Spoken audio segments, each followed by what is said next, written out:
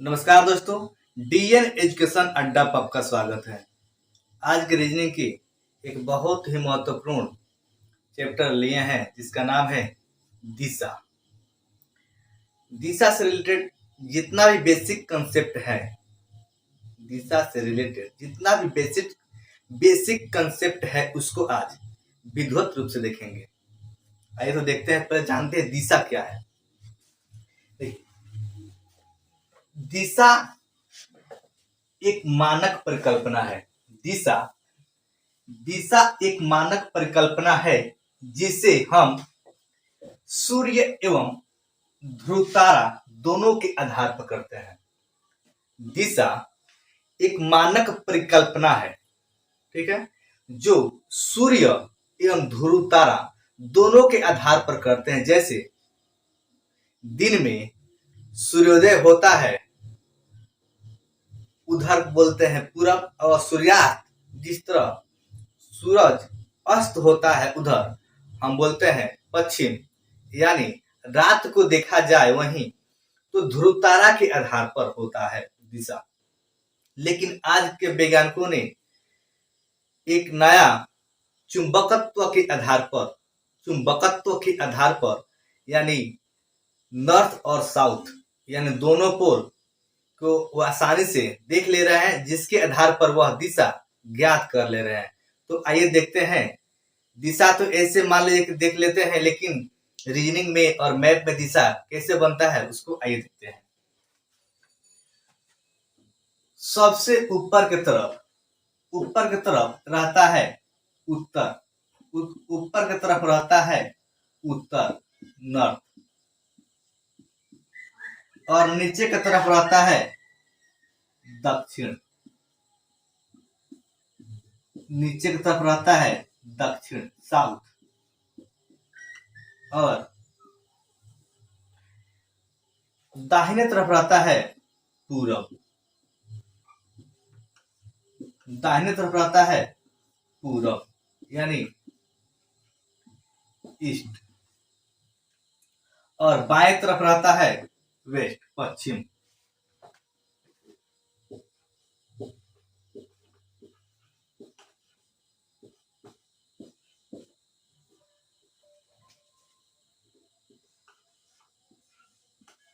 बाएं तरफ रहता है पश्चिम वेस्ट, ऊपर की तरफ उत्तर, और इधर दाहिने तरफ पूरब, और ये बाएं तरफ पश्चिम, और नीचे की तरफ क्या होता है दक्षिण होता है। और देखिएगा ये चार दिशा हो गया। अब इस दोनों को मिलाकर इसको बोलते हैं पूर्वोत्तर। देखिए पूर्वोत्तर, पूर्व, और देखिए ये पूरब है, ठीक, ये क्या है पूरब है, और ये है उत्तर। दोनों को मिलाकर क्या बना है पूर्वोत्तर। क्या बना है पूर्वोत्तर। अब देखिएगा ये देखिए नॉर्थ, और क्या है नॉर्थ प्लस ईस्ट, दोनों को मिलाकर क्या बना है पूर्वोत्तर। अब देखिएगा पश्चिम और उत्तर ये बोलते हैं पश्चिमोत्तर, ये क्या बोलते हैं पश्चिमोत्तर, ठीक। ये देखिए ये है नॉर्थ प्लस ये क्या है वेस्ट, ठीक है। अब देखिएगा ये दोनों दिशा मिलाकर यानी वेस्ट प्लस साउथ यानी पश्चिम और दक्षिण मिलाकर दिशा ये बना। अब देखिएगा ये ईस्ट प्लस साउथ, ये देखिए ये बेसिक कंसेप्ट हुआ जो दिशा का। ऊपर की तरफ होगा उत्तर और नीचे की तरफ होगा दक्षिण, और दाहिने तरफ होगा पूरब और बाएं तरफ होगा पश्चिम। और इस दोनों को बीच की दिशा यानी इस दोनों के पूरब और उत्तर के बीच की दिशा को मिला देंगे तो आपका क्या हो जाएगा पूर्वोत्तर, और ये उत्तर और पश्चिम को मिला देंगे तो पश्चिमोत्तर, और पूरब और दक्षिण को मिला देंगे, ठीक, तो ये यानी ईस्ट और साउथ ये, और ये देखिए पश्चिम और दक्षिण मिला दीजिएगा तो यानी क्या हो जाएगा वेस्ट और साउथ। अब देखिए अगर मान लीजिए सूर्य उदय होता है, हमारा चेहरा सूर्य की तरफ होता है, सूर्य उदय होता है और हमारा चेहरा सूर्य की तरफ होता है, तो हमारा पीछे वाला भाग क्या हो जाता है, पश्चिम हो जाता है, और दाहिने तरफ हो जाता है दक्षिण, और बाएं तरफ क्या होता है, उत्तर हो जाता है। फिर से ध्यान देंगे, जब सूर्योदय होता है तब हमारा चेहरा अगर पूर्व दिशा में रहता है तो हमारा जो पीछे वाला यानी पीठ का दिशा हो जाएगा पश्चिम, और दाहिने तरफ द से दाहिना और द से दक्षिण, और ये बाएं तरफ वाला उत्तर हो जाएगा। और मान लीजिए वहीं अगर कह दे सूर्यास्त के समय अगर मेरा चेहरा पश्चिम दिशा में है, तो फिर उसके विपरीत दिशा में यानी जो दिशा बन रहा था इधर, तो आपका क्या हो जाएगा, अगर मेरा चेहरा पश्चिम दिशा में है तो दाहिने तरफ हो जाएगा उत्तर, और बाएं तरफ हो जाएगा दक्षिण, और मेरा पीठ का जो बल है, जो मेरा पीठ है, जो क्या हो जाएगा, पूरब। अगर बारी बारी से इसको दिशा को ज्ञात करते हैं तो अपना चेहरा लेकर ज्ञात कर सकते हैं। दिशा का कोई दाया बाया नहीं होता, दिशा का कोई दाया बाया नहीं होता है, अपना दाया बाया होता है। ठीक है, अगर किसी दिशा में, अगर मान लीजिए कोई किसी दिशा में हम चल रहे हैं, पूर्व दिशा में चल रहे हैं, अगर हमको पूर्व दिशा में चल रहा है और बाएं मुड़ना है तो 90 डिग्री 90 डिग्री का कोण बनाकर मुड़ते हैं, 90 डिग्री का कोण बनाकर मुड़ते हैं। अगर नहीं बोलता है तब, अगर प्रश्न बोलता है, अगर आप जा रहे हैं पूरब की ओर, मान लीजिए पूरब की ओर जा रहे हैं, अब बाएं तरफ मुड़िएगा, यानी आपका दिशा हो जाएगा उत्तर साइड। आपका दिशा कौन सा हो जाएगा, उत्तर साइड, यानी उत्तर साइड आपको 90 डिग्री या 90 डिग्री मुड़ना है। अगर मान लीजिए पश्चिम साइड जा रहे हैं, आपको कहा बाएं साइड मुड़ना है, तो 90 डिग्री आपको दक्षिण साइड मुड़ना है। अगर वही कहा जाए खंभा का प्रतिबिंब यानी छाया पूरब यानी सूर्योदय के समय पूरब दिशा में है, तो उसका छाया किधर बनेगा। तो देखिए, जब भी सूर्योदय होता है तो आप किसी दिशा में रहे, आपका चेहरा आपका सब दाया बाया देख लीजिएगा उसके अनुसार, लेकिन उसका प्रतिबिंब हमेशा कहाँ बनेगा, पश्चिम में। अगर सूर्यास्त के समय सूर्य जब अस्त हो रहा है तो उस समय उसका छाया किधर बनेगा, तो पूरब की ओर उसका छाया बनेगा, उसका छाया कहाँ बनेगा, पूरब की ओर बनेगा। तो आइए एक दो प्रश्न देखते हैं, एक दो प्रश्न के आधार पर इसको समझेंगे। मान लीजिए कोई व्यक्ति ए से चलकर बी तक सीधा गया। मान लीजिए कोई व्यक्ति ए से चलकर बी तक सीधा गया और सीधा जाकर वह दाहिने ओर मुड़ गया, और फिर वह कुछ दूर चला, सी तक चलकर वह फिर बाएं ओर मुड़ गया, बाएं ओर मुड़कर फिर वह अपने बाएं ओर फिर मुड़ गया। तो बताएं वह किस दिशा में चल रहा है। क्वेश्चन फिर ध्यान से सुनिएगा। कोई व्यक्ति यहां से चलकर बी तक चला, यानी ए पॉइंट से लेकर, यानी यहां से चलना प्रारंभ किया और बी तक चला। चलने के बाद क्या हुआ, वह दाहिने तरफ मुड़ गया। देखिए, दिशा का कोई दाएं बाएं नहीं होता, दाएं बाएं क्या होता है, अपना होता है।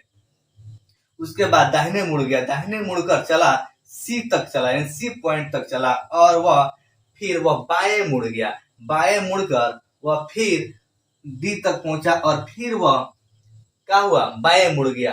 तो वह किस दिशा में चल रहा है, तो एक बात हमेशा ध्यान रखिएगा, अंतिम दिशा ज्ञात करने के लिए दूरी का कोई महत्व नहीं रहता है। तो देखिए, वो किस दिशा में चल रहा है, तो ये क्या होता है, ऊपर उत्तर दिशा होता है। ऊपर कौन सी दिशा होता है, उत्तर दिशा होता है। ठीक है, अगर फिर प्रश्न में ये ऊपर ये चल रहा है, ठीक है, आपका आंसर तो ये हो गया, आपका कहा नॉर्थ, आपका आ गया आंसर नॉर्थ आ गया, उत्तर आ गया। अगर फिर इसी प्रश्न में आगे की तरफ बढ़ाया जाए, या फिर अगला प्रश्न दूसरा प्रश्न हम देख लेते हैं, जिसको हम दूसरा प्रश्न देख लेते हैं।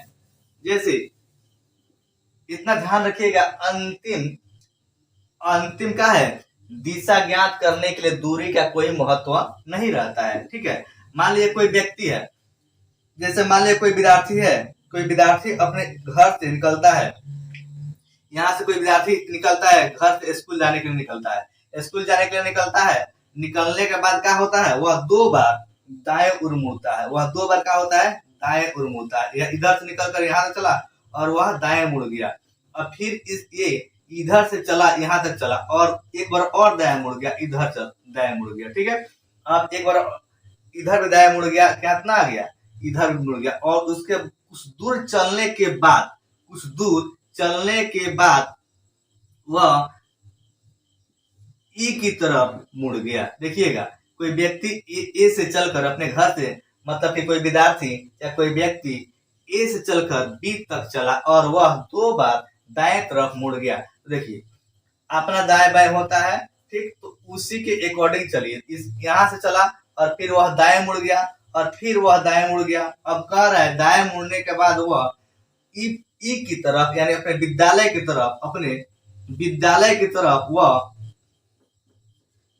तरफ वह मुड़ गया। तो वह किस दिशा में जा रहा है? देखिए, उत्तर क्या होता है, यही ना दिशा है आपका, ये होता है नॉर्थ, ये होता है आपका साउथ, ये होता है ईस्ट, ये होता है वेस्ट।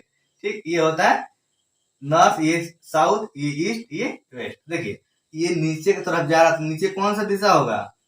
साउथ। आपका उत्तर क्या हो जाएगा? साउथ। देखिए, बहुत ही इजी चैप्टर है, ये बेसिक कंसेप्ट आपको बता दिए।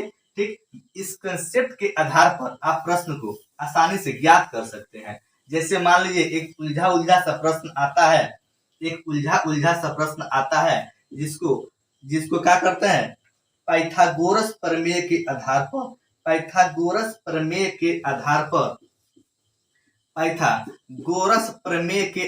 पर हम ज्ञात करते हैं। पाइथागोरस प्रमेय के आधार पर ज्ञात करते हैं। ठीक है, तो पाइथागोरस प्रमेय क्या होता है? देखिए, प्रश्न पहले देख लेते हैं, उसके बाद दोनों के बारे में क्लियर हो जाएगा। ठीक है, देखिए, कोई व्यक्ति क्या होता है, कोई व्यक्ति यहां से चलकर, यानी ए से चलकर बी तक चला, कोई व्यक्ति ए से चलकर बी तक चला और वह बाएं तरफ, यानी ए से बी तक 4 किलोमीटर चला, यहां से ए से बी तक 4 किलोमीटर चला और अपने बाएं तरफ मुड़कर वह 3 किलोमीटर चला और सी बिंदु पर वह पहुंच गया। कहा? सी बिंदु पर वह पहुंच गया। तो ए से सी की बीच की दूरी ज्ञात करें। तो इसके बोलते हैं लंब, इसको बोलते हैं कर्ण, इसको बोलते हैं आधार। ठीक, इसको क्या बोलते हैं? जो लंबा रहता है उसको लंब, ये जो नीचे रहता है उसको आधार बोलते हैं, इसको बोलते हैं कर्ण। ये क्या होता है? 90 डिग्री होता है, 90 डिग्री लंब, एक समकोण। ठीक है, और देखिए, ये होता है ना आके कर्ण स्क्वायर बराबर होता है लंब स्क्वायर प्लस आधार स्क्वायर होता है। क्या होता है? ध्यान से देखिएगा।